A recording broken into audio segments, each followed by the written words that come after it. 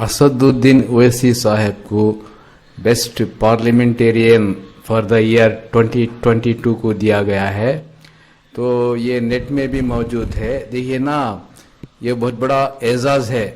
ये देखिए ना, बीजेपी के 303 एमपी हैं और कांग्रेस के 52 एमपीस हैं। तो इतनी तादाद में 303 बीजेपी के एमपी हैं और कांग्रेस के सभी 535 या 530 एमपीस होंगे। तो इन एमपीओ में श्री असदुद्दीन ओवैसी साहब को बेस्ट पार्लियामेंटेरियन ईयर 2022 में उनका खिताब दिया गया है। ये खबर ज़्यादा चली नहीं गई है, तो आपको चाहिए ज़्यादा से ज़्यादा शेयर कीजिए, सब्सक्राइब कीजिए। देखिए ना, ये अवार्ड एजाज़ किस वजह से दिया जाता है, वो देखिए ना, वो members experience, debating skills, awareness of national and international issues.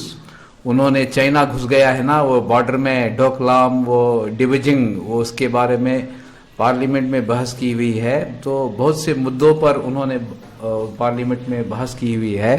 The variety and depth of the issues राइज्ड, the manner of presentation, proficiency in language, contribution in the international parliamentary fora, observances of the rules of procedure, maintenance of dignity and decorum of the house, contribution in various parliamentary committees।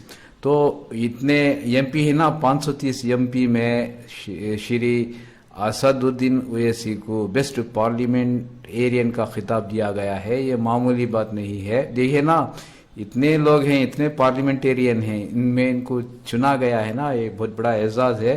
ये खबर ज़्यादा चली नहीं है। आप जानते हैं reason, गोदी मीडिया किस तरह से वो काम करता है, आपको मालूम हो। तो आप वो इस वीडियो को ज़्यादा से ज़्यादा शेयर कीजिए, सब्सक्राइब कीजिए। Thank you very much. सभा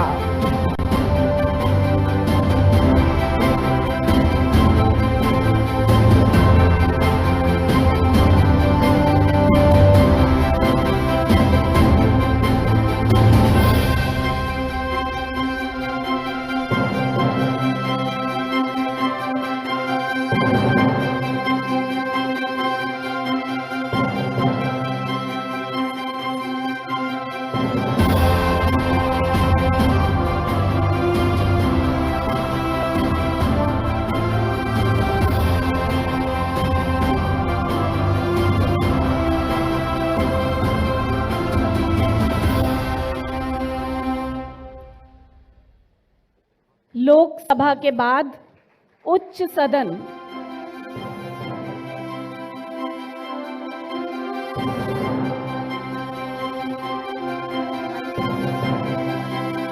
संक्षिप्त प्रतिक्रिया के लिए ओवैसी साहब को आमंत्रित करते हैं।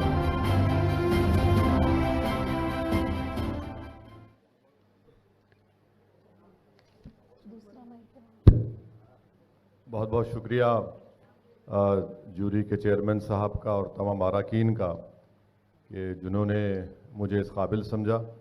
और मैं लोकमत के तमाम दर्जा बरदर्स का और ज़िम्मेदारों का भी शुक्रिया अदा करता हूं कि इस तरह का अवार्ड का फंक्शन आप इनेकाद अमल में ला रहे हैं। और मैं उम्मीद करता हूं कि हमारे वतन अज़ीज़ में आज सबसे बड़ा ख़तरा अगर किसी चीज़ को है तो theory of separation of powers को है। और उम्मीद करते हैं कि ये ऐवान लोकसभा हो, राज्यसभा हो, वो अपनी आज़ादगी को बरकरार रखेगा। और मुझे उम्मीद है कि हम पार्लियामेंटेरियन अपनी इस ऐवान की आज़ादगी को बरकरार रखेंगे। बहुत बहुत शुक्रिया।